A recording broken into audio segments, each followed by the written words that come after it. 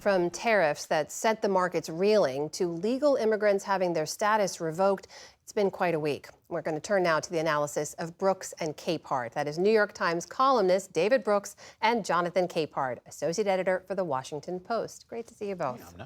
So, roller coaster week for the markets, as you've both seen, driven almost entirely by this on-again, off-again tariffs policy. Jonathan, the White House says this was all the art of the deal, that the countries are now lining up to negotiate separate country-by-country trade deals. Do you see a strategy here, or do you see a president who saw markets plunging on his policies and blinked? No and yes. No, there's no strategy here. None at all. And yes, he saw the markets tanking and blinked, but blinked, I think, primarily because of the bond markets. And you had a segment earlier where you talked all about this, but I think people need to understand and appreciate that while Donald Trump has been able to defy political gravity, this week he learned that he cannot defy economic gravity. And when the bond markets, when folks who usually go to the bond market when the stock market is going bananas and they decide to sell off their bonds, that has enormous implications for the American economy, for bonds being the safe haven for the world. That's not the case anymore. And the idea that he single-handedly is going to wrangle the world to his view on tariffs is, I don't know how else to describe it other than insane. David, what do you make of that? Yeah, I remember, wasn't it James Carville in the Clinton years who said when he died he wanted to be reincarnated as the bond markets because they have all the power?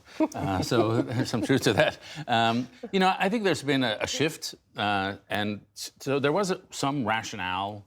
It was stupid, but it was a rationale for the original tariff everybody, and that was we want to restore manufacturing to this country. Yeah. But when it becomes deal by deal, and it's all temporary and it's all up for negotiation, no entrepreneur is going to invest in this country if the tariff levels are going to move up and down. There's just no way you're going to invest.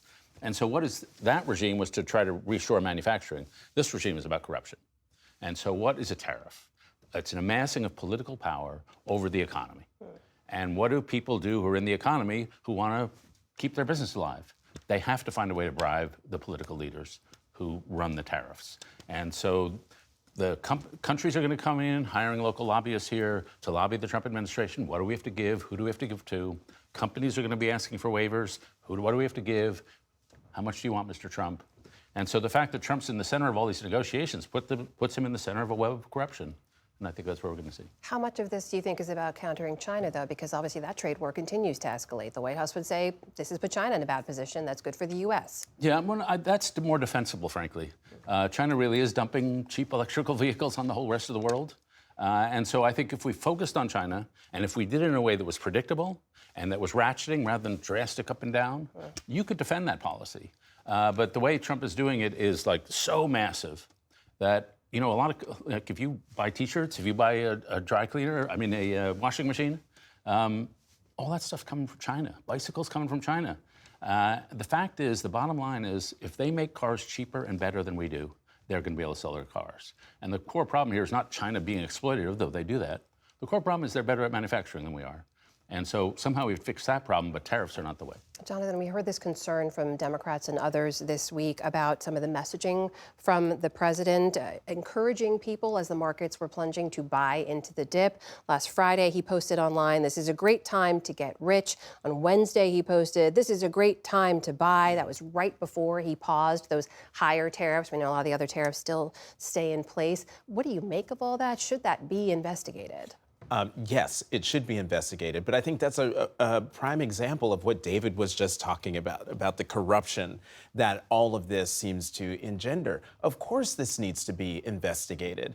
Of course it needs to be, but it's not going to be, quite honestly. The Democrats they're not in the majority, and Republicans don't seem to be interested in looking at anything that the president does, but absolutely this should be looked into. And David, we already saw warning signs. Lisa reported on earlier consumer sentiment dropping. Experts we talked to say American consumers are going to feel this really starting in May or June.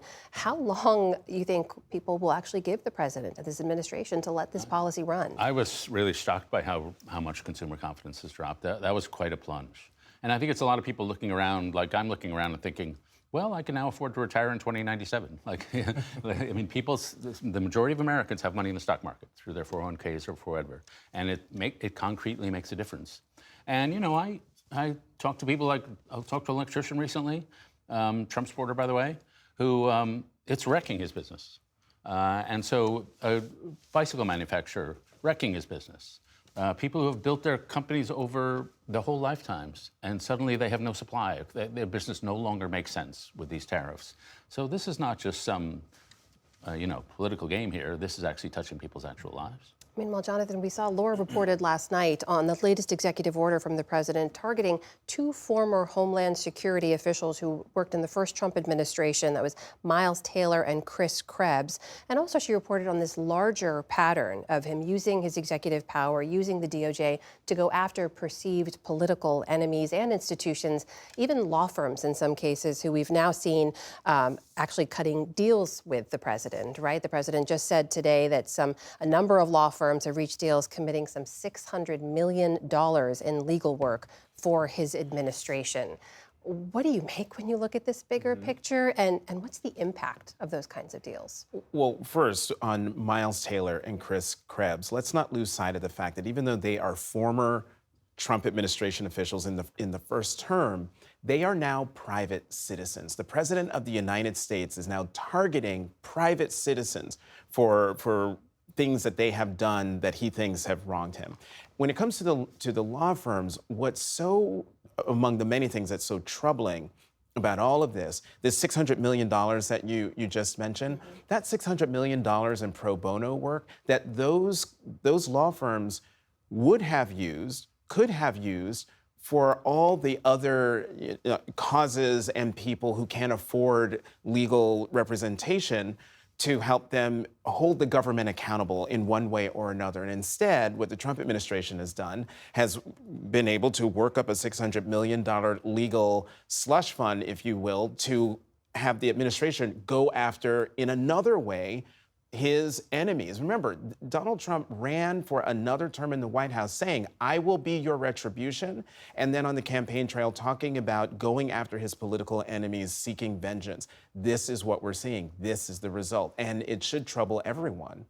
David? I benefited a lot from a piece Jonathan Rauch wrote in The Atlantic maybe a month ago or a couple weeks ago, saying there are certain systems, people say Donald Trump is verging on authoritarianism, but the real thing he's verging on is patrimonialism.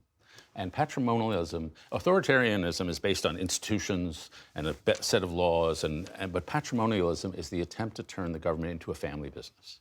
And it's sort of a pre-modern form of government. If you go back before democracy, before the Treaty of Westphalia and all that kind of stuff, it was run by families. And the family enriched itself, and they took after anybody who threatened a family. It's a little like mafioso. It's like they're making an offer you can't refuse. And so Trump is treating the justice system the way the father of this patrimonialistic system would treat it. And he's going after things that are just personal. And so that's the erosion of democracy, which is supposed to be about clear laws that apply to everybody. And we no longer live in that system. Meanwhile, we know this week there was a lot of headlines, a lot of news on the legal front when it comes to immigration policy. Laura reported earlier, of course, this is a president who came in saying that he was going to go after illegal immigration, and he has. They've taken big steps to crack down on illegal immigration. We're also increasingly seeing them go after people who have legal status, legal protected status, legal green card holders, legal visa holders. Jonathan, when you look at that, what is the strategy here from this White House? The strategy is to go after anyone the president doesn't think belongs here. When he ran for president, he did this sort of rhetorical magic act where people heard he's going to go after violent criminals who are here, undocumented criminals. But then in the next breath, he would say, we're going to go after, quote unquote, criminal aliens. Well, if you come into this country without documentation, you, by the letter of the law, are a criminal. And so that, to me, was a signal. He's not just going after violent criminals. He's going after anyone who is not here, quote unquote, legally. But also, it's easy to see, given who Trump is, that he would move beyond going after those who are not going after the undocumented and going after others, temporary protective status, TPS, green card holders, as we're seeing. Sadly, none of what he is doing is shocking to me. He's been telegraphing this. What's shocking to me is that the courts, in some instances, don't seem to be meeting the threat here with much vigor. The idea that the court would say, the Supreme Court would say you need to facilitate the return of Mr. Abrega Garcia instead of saying, no, he must be returned, that to me is very troubling. This was the man who was mistakenly deported to El Salvador, yes. right? David, last word here in a few seconds we have left. Yeah, I spoke to an immigration expert earlier in the administration who had served earlier in government, and she said you're going to see a lot of show business here. That they don't actually have the facilities to deport masses of people. We just don't have the airplane seats, frankly.